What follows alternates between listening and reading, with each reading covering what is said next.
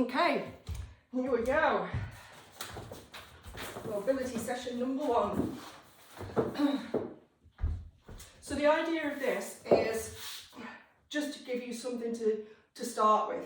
I kind of picked out the stuff looking at how you moved earlier, picked out the stuff where we need to start really, because we just have to start somewhere and then keep adding to it, and eventually it become more flowing and it will be less of a, do this exercise, then do this exercise, then do this exercise. Eventually you'll build up this little toolbox of stuff and you'll be able to just flow through some movements that become like almost like second nature. But to start with, we've got to start somewhere. So we're going to start with wrists. So coming down onto all fours to start with, and then turning the hands out to the side. So the further away your hands are, the easier it is. Closer they are, the harder it is. Choose your option wisely. Spread the fingers and then rocking from side to side. Keeping the elbows straight, keeping the spine long, keeping the neck long. So we talked about this idea of lifting the back of the neck to the ceiling rather than lifting the chin up. So back of the neck up towards the ceiling, rocking from side to side, nice and steady to start with. And then from there, we're going to turn the hands around, nice and gently. So the wrists are pointing out, the hands or fingers are pointing back. And we're going to rock gently forward and back this time to stretch out the front of the forearms.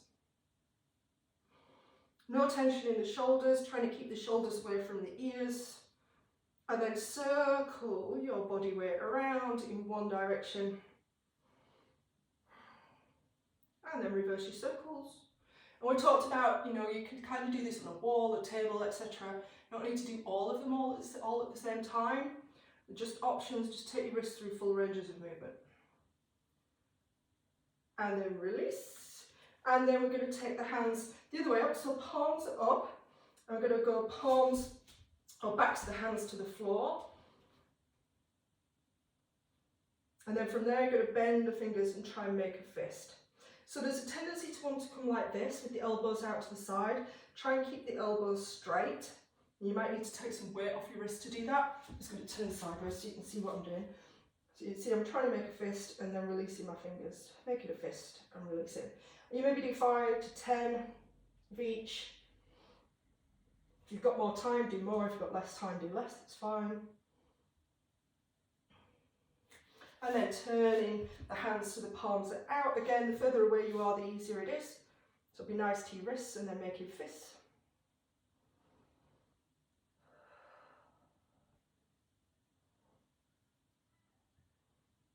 And then we didn't do this one yesterday, but it's another one. You just turn the fingers, palms up, fingers in towards each other, and same thing.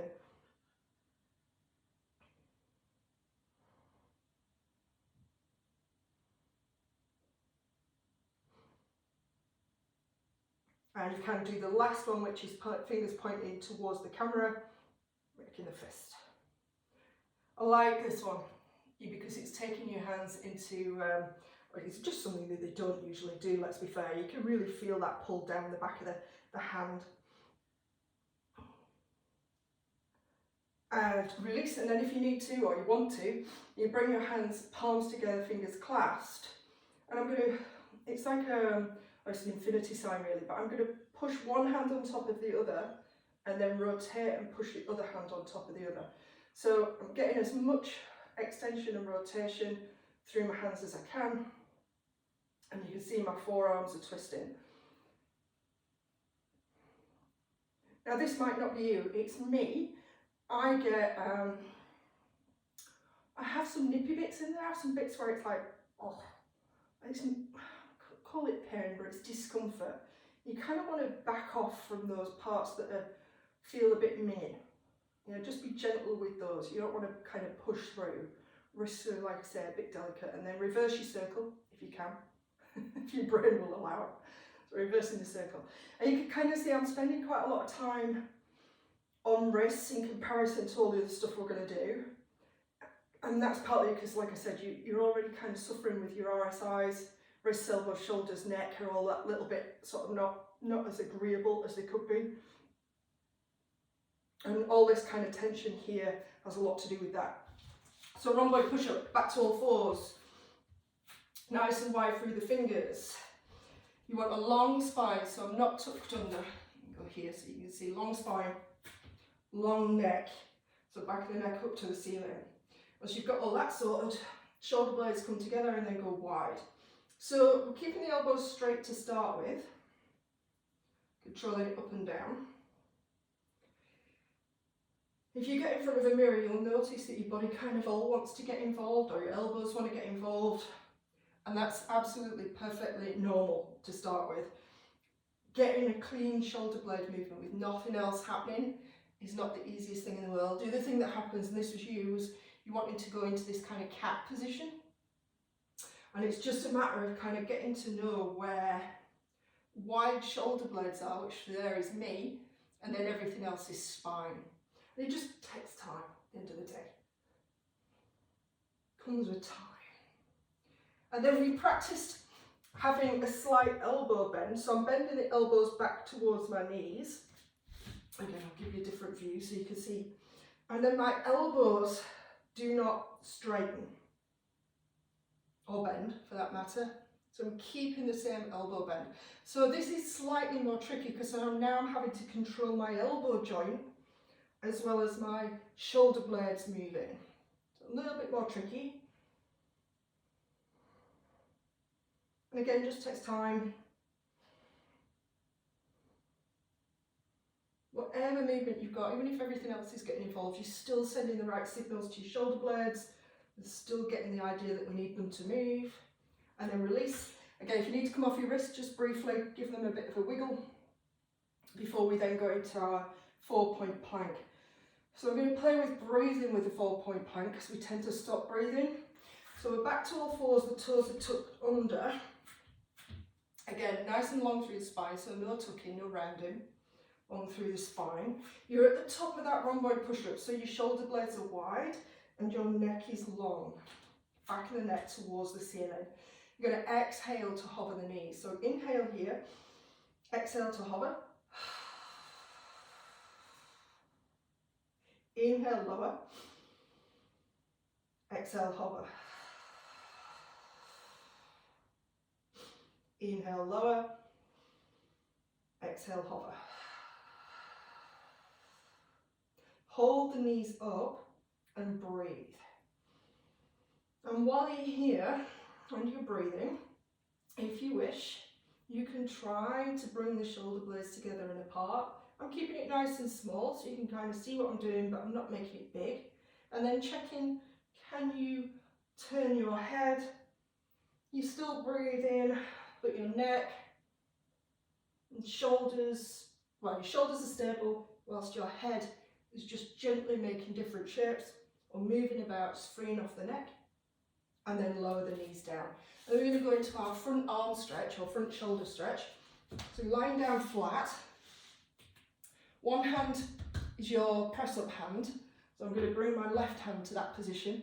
My right arm straight out to the side. And then I'm going to roll in that direction. So rolling my body across. We want the foot to come down if it will, and knee to point up to the ceiling if it will.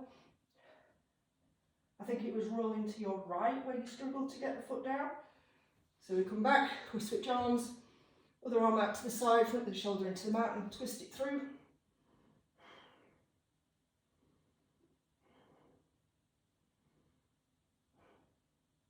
And then coming back. And then we're going to take the arm, so instead of it being at sort of 3 o'clock if it's your right arm, I'll make it about, I don't know, 10 past. Yeah, so it's just slightly upwards, it just shifts the switch. Front of the shoulder comes down into the mat, same thing, I'm rolling over. So I'm tighter in this position, this is harder for me. I get more of a stretch here. And then rolling back, same on the other side, so what's this, 10 past, 10 to, 10 to. You get the idea.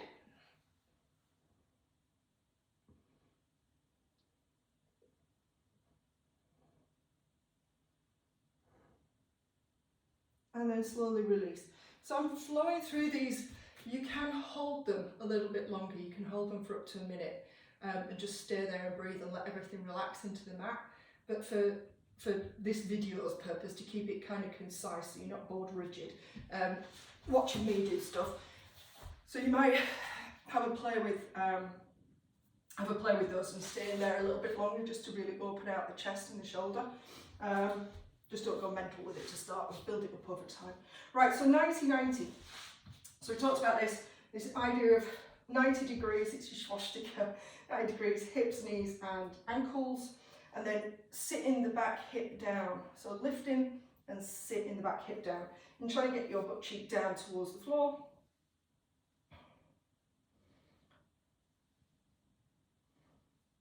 So we do a few of those. And I'm going to add on here for you slightly. I didn't get a chance to go through this with you, but it's not rocket science. You can't really do anything wrong. You'll either better get the leg up off the floor or you won't. So you're going to sit the hip down if you can. You will have to lean away until you can pick this back leg up. So my foot's off the floor. If I turn this way, you'll be able to see. So my leg is lifted off the floor, and then I'm going to push back. So it's a real glute exercise. You could argue that this is kind of like, it's a long running position, yeah? So I'm trying to get my thigh bone behind my leg using my butt muscle. I'm pushing back, foot's flexed, I'm leading with the heel, pushing back, trying to extend at the hip, really opening out the hip. A lower back bag. Very apprentice, likes to get involved. And then we release, and then we're going to switch sides.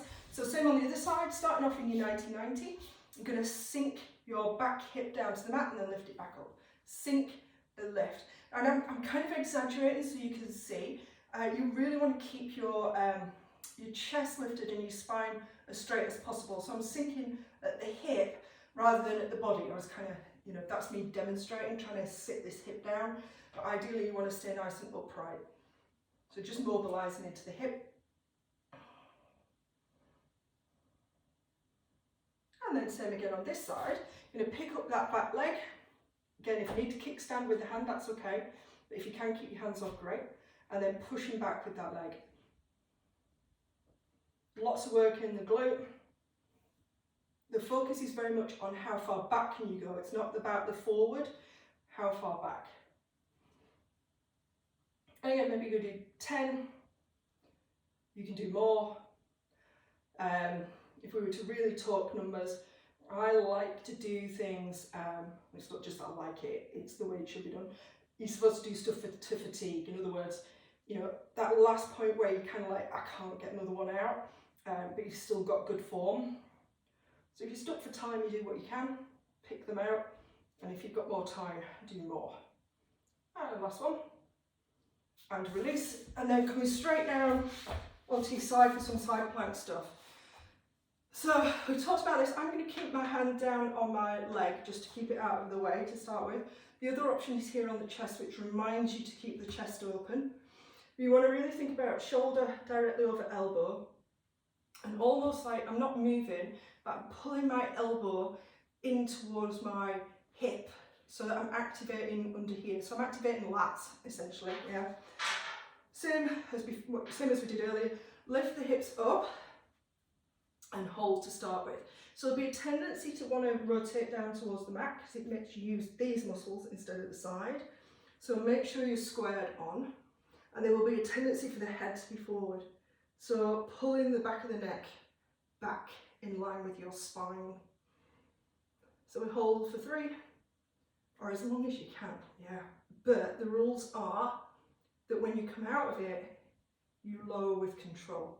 So never drop out of these things. Same on the other side. So just a plank hold to start with, just checking in with position, open chest, head in line, pulling the elbow towards the hip. But your tendency to want to push that way, don't pull this way. So you're activating more into the lats than the underside. Will help strengthen the shoulder. Again, arm where you want it really. You can have it up to the ceiling as well. Head position, sometimes nice to look down. You can look up. Again, you're making sure that your head's free to move. Same thing, hold as long as you can come out of it with control. And then we're going to swap sides. So we do the leg lift. So same thing, up we come. Once you've got your plank organised, everything in line, everything in control, really push, so this leg, this bottom one, I'm pushing it down into the floor to keep my hips lifted as I hover the top leg. In other words, I'm not sagging.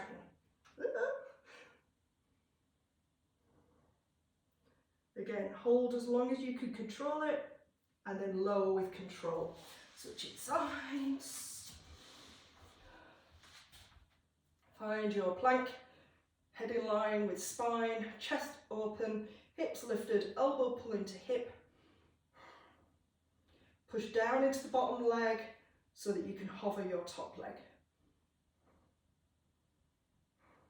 All about stabilising through the hips in one leg position, just like when you're running. Everything's single leg, single leg, single leg. And then slowly lower down. Lower switch sides again. So we're going to do the march, pulling the leg up.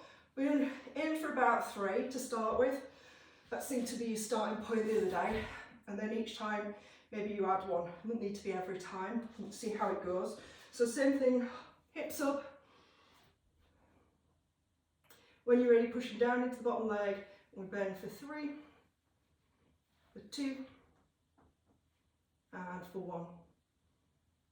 1. And lower. And then switching sides.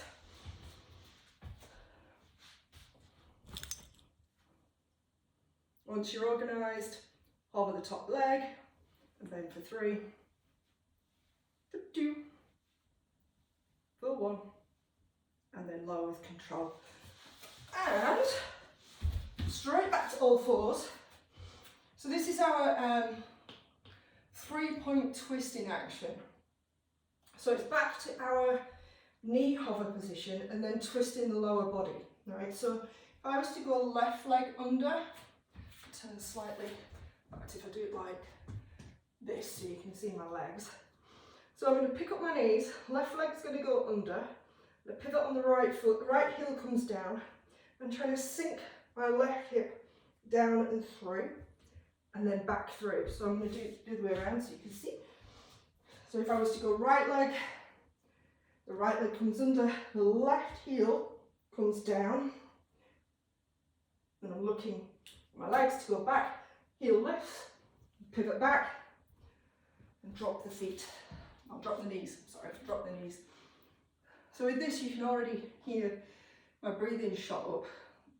It should be a lot of work because you rotate, it's a strong rotation. So your breathing muscles have to get involved, so there's a lot of work through here, which is good for you running because the more breathing space you've got, the better. So a couple each side. So left leg coming under, right heel coming down, twist, rotate back to centre. Right leg coming under, left heel coming down, twist, back to centre. Left, back, right, back, and release. You can do them quickly like that, but speed hides need. So if you can slow it down, maybe you only do 1 on each side to start with, and then pick it up as you get better at it. Try to keep the leg bent.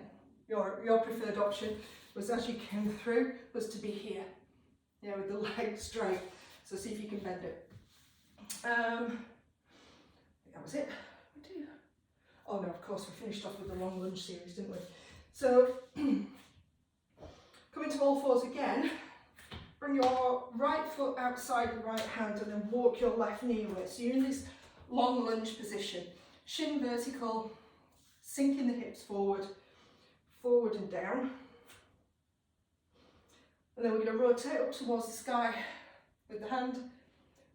So the hand, as I've rotated, I've opened my chest and the arm is going straight to the sky. If I want to go back any further, it's not about pulling with the arm, it's about twisting more with the chest. So hold and breathe. And then you're going to try and put the forearm down on the floor next to your foot.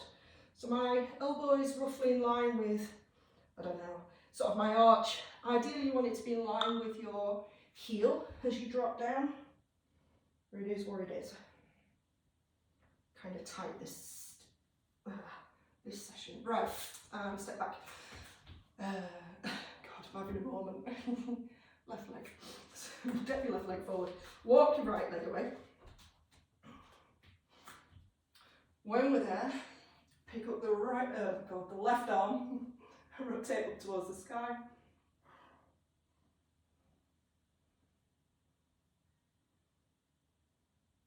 And then lower, and again, you're aiming for the mat. So on this side, I can get there, but I have to force it. So I'm going to hover instead.